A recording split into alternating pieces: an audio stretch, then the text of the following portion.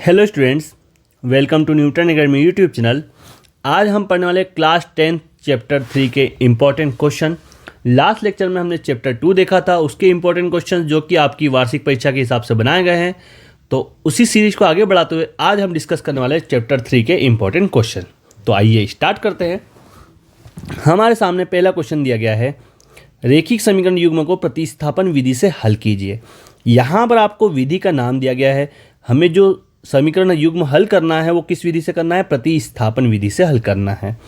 तो हमारे सामने दो समीकरण दिए गए हैं। पहला समीकरण दिया गया है x + y = 14, इसे हम बोलेंगे समीकरण नंबर 1।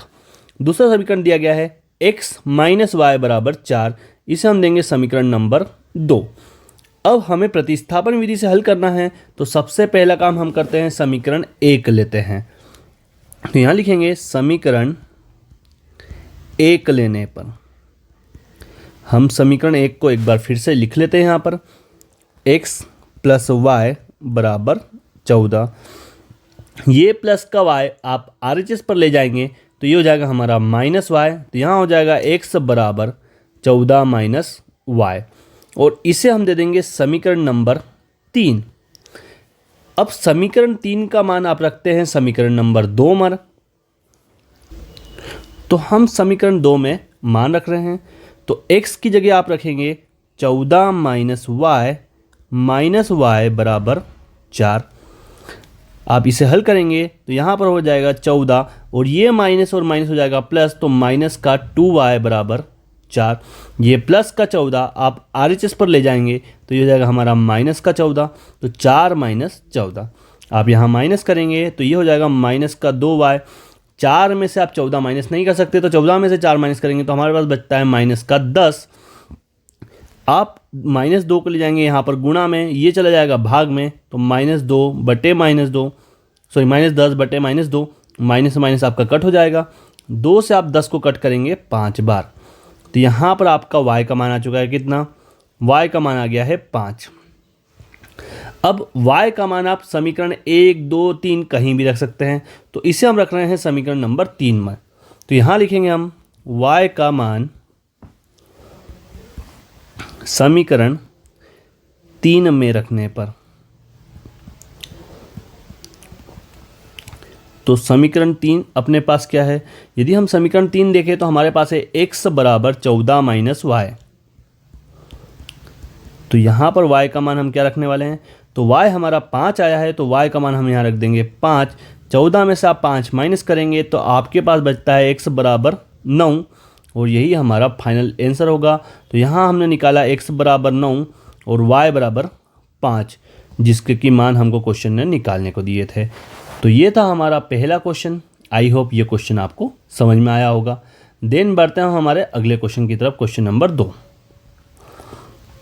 क्वेश्चन नंबर 2 में दिया गया है 2x + 3y = 11 और 2x - 4y = -24 को हल कीजिए। पहली चीज़, इसे हल करना है, और आगे क्वेश्चन में दिया है इसमें m का वह मान ज्ञात कीजिए जिसके लिए y = mx + 3 हो। तो आप देखेंगे एक क्वेश्चन में ही हमें 2 बार हल करना पड़ेगा। सबसे पहले इन दोनों समीकरण को लेंगे और यहाँ से x और y के मान निकालेंगे। जब हमारे x और y के मान आ जाएंगे तो उसे हम इस सेकंड समीकरण में रख के यहाँ से हम m का मान निकालने वाले हैं। तो इसे हम देखते हैं, समीकरण पहले 1 और 2 लिख लेते हैं। तो लिखते हैं, दिया है पहला समीकरण आप देखेंगे तो 2x + 3y = 11, इसे आप देंगे समीकरण नंबर 1। यदि हम दूसरे समीकरण की बात करें तो हमारे पास है 2x - 4y = -24, और इसे आप देंगे समीकरण नंबर 2।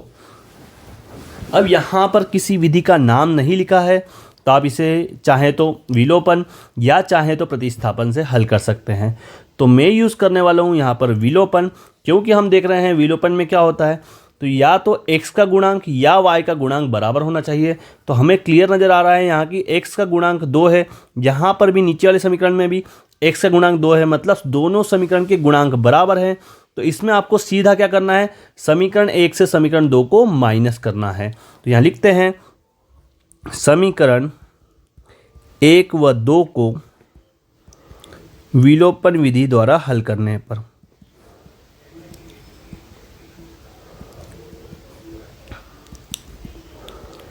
तो अब हम इसे विलोपन विधि द्वारा हल करेंगे। तो हम समीकरण 1 तो वैसा का वैसा लिखेंगे और समीकरण 2 के हमें करना होगा चिन्ह परिवर्तित। तो हमारे पास 2x प्लस का है तो इसे हम कर देंगे माइनस का 2x। आपके पास 4y माइनस का है तो ये हो जाएगा आपके पास प्लस का 4y और ये -24 बन जाएगा प्लस का 24, क्योंकि विलोपन विधि से हमने हल किया है। समीकरण 1 से हम समीकरण 2 को घटा रहे हैं। अब इसे हम हल करते हैं तो आप देखेंगे प्लस का 2x माइनस का 2x ये आपस में कट जाएगा और हमारे पास बचता है प्लस 3y प्लस 4y, ये हो जाता है हमारे पास 7y बराबर, आप 11 और 24 को प्लस करेंगे तो ये हो जाएगा 1 और 4 5, 1 और 2 3 तो 35। यहाँ पर 7 आपका गुणा में है, ये चला जाएगा आपका भाग में, तो ये जाएगा 35/7। 7 से आप 35 को कट करेंगे तो ये 5 बार कट होगा और यहाँ पर हमारे पास y का मान आ गया कितना, तो y का मान आ चुका है 5। तो यहाँ से हमने y का मान निकाल लिया है। अब ये y का मान आप समीकरण 1 या 2 किसी में भी रख के x का मान निकाल सकते हैं। तो यहाँ लिखते हैं y का मान समीकरण 1 में रखने पर, y का मान समीकरण 1 में रखने पर। तो पहले हम समीकरण 1 उतारने वाले हैं। समीकरण 1 हमारे पास क्या है, समीकरण 1 हमारे पास है 2x प्लस 3y बराबर 11। इसे यहाँ रखते हैं तो 2x प्लस 3y बराबर 11। 2x आपका वैसा का वैसा, प्लस भी वैसा का वैसा, 3 भी आपको लिखना है। सिर्फ आपको एक चीज़ बदलना है, y का मान। तो y का मान है 5, तो यहाँ पर हम कर देंगे 3 गुणा 5 बराबर 11। तो ये हो जाएगा 2x प्लस 3 पंजे 15 बराबर 11। ये 15 को आप ले जाएंगे RHS पर, तो ये हो जाएगा 2x बराबर 11 माइनस 15। आप देखेंगे 11 में से 15 माइनस नहीं होता, आप 15 से 11 को माइनस करेंगे तो आपके पास बचता है 4। पर हम ये देख रहे हैं कि हमारा जो बड़ा साइन है वो माइनस का है, तो यहाँ पर हमने लगा दिया माइनस। तो x बराबर -4/2। आप इसे कट करेंगे तो यहाँ पे हमें मिलता है -2। तो x का मान भी हमने कितना निकाल लिया है, -2। तो यहाँ से हमने y और x के मान निकाल लिए हैं। अब आप यदि सवाल आगे पढ़ते हैं तो हमें सवाल में दिया गया है कि m का मान ज्ञात करना है। कब करना है, हमें कंडीशन दी है y बराबर mx प्लस 3। इस कंडीशन को हम लिख लेते हैं। यहाँ पर हमें दिया गया है y बराबर mx प्लस 3, ये हमें सवाल ने दिया है। अब हम y का मान निकाल चुके हैं। y का मान हमने निकाला है 5, यहाँ पर रख देते हैं बराबर m हमारा वैसा का वैसा। x का मान आप देखेंगे -2 है, तो यहाँ लिख दिया हमने -2 प्लस 3। पहला आप काम करेंगे, आपका जो +3 है ये LHS पर आके हो जाएगा -3 बराबर m का गुणा -2 में होगा तो -2m। 5 में से 3 माइनस करेंगे तो आपके पास बचता है 2 बराबर -2m। ये -2 गुणा में है, ये चला जाएगा आपका भाग में। आप जब कट करेंगे तो आपके पास यहाँ पर बचता है 1 और माइनस का साइन, तो यहाँ पर हमारे पास बचता है -1 और यही हमारा m का फाइनल आंसर होगा जो कि हमारे से क्वेश्चन ने पूछा था। तो ये था हमारा सेकंड क्वेश्चन। आई होप ये क्वेश्चन भी आपको समझ में आया होगा। देन बढ़ते हैं हम क्वेश्चन नंबर 3 की तरफ। तो क्वेश्चन नंबर 3 में दिया गया है 2 संख्याओं का अंतर 26 है और एक संख्या दूसरी संख्या की 3 गुनी है, उन्हें ज्ञात कीजिए। अब हमें बताया गया है कि 2 संख्याओं का अंतर 26 है। अब वो कोई सी भी 2 संख्या हो सकती है, चाहे वो 27 और 1 हो, चाहे 28 2 हो, ऐसी 30 4, कुछ भी हो सकता है। तो हम मान लेते हैं, माना पहली संख्या, तो जब भी हमें कुछ पता नहीं होता तो हम क्या लेते हैं, हम लेते हैं x। और दूसरी संख्या, तो दूसरी संख्या भी हमें पता नहीं है, तो यदि नहीं पता है तो हम क्या लेंगे, हम उसे लेंगे y। अब हम करेंगे प्रश्नानुसार। जैसा जैसा आपको प्रश्न बोलते जाए आपको वैसा वैसा करते जाना है, उसके अलावा एक्स्ट्रा दिमाग हमको नहीं लगाना है। तो हमारे पास है 2 संख्याओं का अंतर। तो 2 संख्या हमने लिए x और y, तो इनका अंतर मतलब इनके बीच हमें लगाना है माइनस, अंतर को हम माइनस बोलेंगे। कितना दिया है, 26 दिया है, तो बराबर 26। इसे हम दे देंगे समीकरण नंबर 1। आगे सवाल पढ़ते हैं, एक संख्या दूसरी की 3 गुना। तो पहली संख्या अपनी x है, उसने बोला एक संख्या दूसरी की, दूसरी संख्या हमारे पास y है, उसके कितने गुना, तो 3 गुना, तो हमें करना पड़ेगा 3 का गुना, और ये आ जाएगा हमारा समीकरण नंबर 2।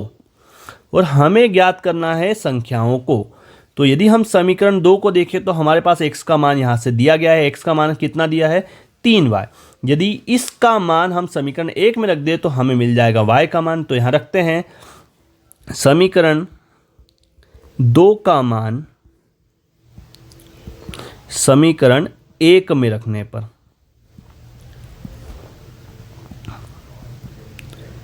तो समीकरण 2 का मान अपने पास क्या है, समीकरण 2 का मान है x बराबर 3y। तो यहाँ पर समीकरण 1 में जहाँ x है वहाँ रख देंगे हम 3y। तो ये हो जाएगा 3y माइनस y बराबर 26। 3y में से आप y माइनस करेंगे, यहाँ बचेगा 2y बराबर 26। 2 आपका गुणा में है, ये चला जाएगा भाग में, तो y बराबर 26/2। आप कट करेंगे तो 2 से 26 को जब आप कट करते हैं तो y आपको मिलता है 13। तो ये हमारे पास दूसरी संख्या आ चुकी है कितनी, 13। अब y का मान हम रख देंगे समीकरण नंबर 2 में। y का मान समीकरण 2 में रखने पर, तो समीकरण 2 हमारे पास था x बराबर 3y। यहाँ पर हम y का मान रख देंगे, तो x बराबर 3 गुणित 13, y हमने 13 निकाला है, आप 3 से गुणा करेंगे 13 का, तो ये हो जाएगा हमारा 39। और x हमने क्या माना था, तो x हमने माना था पहली संख्या, तो हम लिख देते हैं कि अतः पहली संख्या, तो पहली संख्या हमारी आ चुकी है 39, और y हमने दूसरी संख्या मानी थी, तो दूसरी संख्या हमारी आ चुकी है 13। तो यहाँ लिख देंगे अतः दूसरी संख्या, तो दूसरी संख्या आ चुकी है 13। तो ये था हमारा क्वेश्चन नंबर 3। आई होप ये क्वेश्चन भी आपको समझ में आया होगा। देन बढ़ते हैं हम अगले क्वेश्चन की तरफ। तो अगले क्वेश्चन में दिया गया है, दो संपूरक कोणों में बड़ा कोण छोटे कोण से 18 डिग्री अधिक है, उन्हें ज्ञात कीजिए। यहाँ पर भी आपको ध्यान देना है, शब्द क्या दिया गया है, दो संपूरक कोण में बड़ा कोण छोटे कोण से। अब हमारे पास न तो बड़ा कोण है न तो छोटा कोण है, इसको भी हम मान लेंगे। माना, तो हमें क्या मानना है, बड़ा कोण हम मानेंगे x डिग्री। यदि हम छोटे कोण की बात करें तो छोटा कोण हम क्या मानेंगे, तो छोटा कोण हम मान लेंगे y डिग्री। अब आपको ध्यान रखना है कोण कैसे हैं, संपूरक कोण हैं। तो ये आपको पता होना चाहिए कि संपूरक का कोण का योग कितना होता है, 180 डिग्री। तो यहाँ लिखेंगे, हम जानते हैं संपूरक कोणों का योग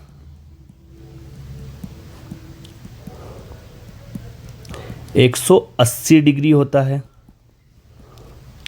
तो यदि 180 डिग्री होता है तो हमारे दोनों कोणों का योग भी कितना हो जाएगा, 180 डिग्री। तो यहाँ लिख सकते हैं अतः x प्लस वाई बराबर 180, और इसे हम दे देंगे समीकरण नंबर 1। अब यदि हम आगे सवाल पढ़ते हैं तो यहाँ पर बोला गया है बड़ा कोण छोटे कोण से 18 डिग्री अधिक। तो बड़ा कोण कितना है, बड़ा कोण हमारे पास है x, यहाँ पे लिखते हैं प्रश्नानुसार, प्रश्न जैसा जैसा बोलते जाए हमें करना है। तो प्रश्नानुसार x बड़ा कोण छोटे कोण से, छोटा कोण हमारे पास है y, कितना अधिक, 18 डिग्री अधिक, मतलब हमें 18 करना पड़ेगा प्लस। तो ये आ जाएगा हमारा समीकरण नंबर 2। तो वापस अब ये लास्ट क्वेश्चन में हमने क्या किया था, समीकरण 2 का मान समीकरण 1 में रखा था, अभी भी हमें वही काम करना है। तो इसे हम लिखेंगे समीकरण 2 का मान समीकरण 1 में रखने पर। तो यदि हम देखें समीकरण 2 का मान हमारे पास x बराबर y प्लस 18 है, इसे हम यहाँ पर x की जगह रखेंगे, तो इसे हम लिख देंगे y प्लस 18, और आपके पास प्लस y वैसा का वैसा बराबर 180। आप y और y को प्लस करेंगे तो यहाँ हो जाता है 2y बराबर 180, ये प्लस का 18 आपका इधर जाके हो जाएगा माइनस 18। तो 180 में से आप 18 माइनस करते हैं तो आपके पास बचता है 162। ये 2 आपका गुणा वाला ये चला जाएगा भाग में, तो 162 डिवाइड बाय 2 आप इसे कट करेंगे तो यहाँ बचेगा 81। तो y बराबर हमें मिल चुका है कितना, 81। अब ये y का मान आप किसी भी समीकरण में रख सकते हैं, तो इसे हम रखेंगे समीकरण नंबर 2 में। तो यहाँ लिखते हैं y का मान समीकरण 2 में रखने पर, तो समीकरण 2 अपने पास क्या है, यदि हम समीकरण 2 की बात करें तो समीकरण 2 हमारे पास है x बराबर y प्लस 18। इसे यहाँ लिखते हैं पहले, तो x बराबर y प्लस 18। यहाँ पर हम y का मान रखेंगे, तो y का मान है 81 प्लस 18। इसे आप प्लस करेंगे तो यहाँ बन जाएगा ये 99। तो x का मान आ गया है 99।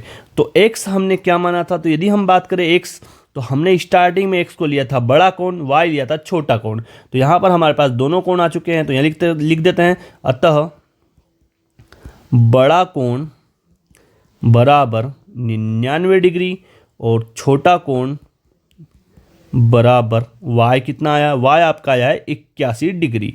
तो ये हमने दोनों कोण निकाल लिए जो कि हमारे से क्वेश्चन ने पूछा था। तो ये था हमारा 4th क्वेश्चन। आई होप ये भी आपको समझ में आ रहा होगा, सब कुछ यहाँ पर क्लियर हो रहा होगा। देन बढ़ते हैं हमारे अगले इंपॉर्टेंट क्वेश्चन की तरफ। तो नेक्स्ट क्वेश्चन दिया गया है, 5 वर्ष पूर्व नूरी की आयु सोनू की 3 गुनी थी, 10 वर्ष पश्चात नूरी की आयु सोनू की आयु की 2 गुनी हो जाएगी। नूरी और सोनू की आयु में कितनी है। तो यदि हम बात करें, हमारे पास न तो वर्तमान आयु है, न तो 5 वर्ष बाद की है, न तो 5 वर्ष पहले की, तो हमें तो मानना ही पड़ेगा। तो हम मान लेते हैं, माना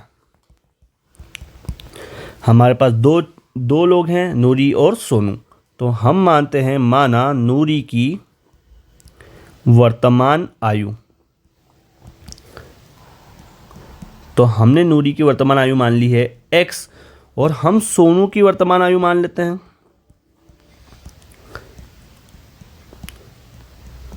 तो सोनू की वर्तमान आयु हो जाएगी y, ये हमने मान ली। अब हम जाएंगे प्रश्नानुसार, जैसा जैसा हमें प्रश्न बोलते जाएगा वैसा वैसा हम करते जाएंगे।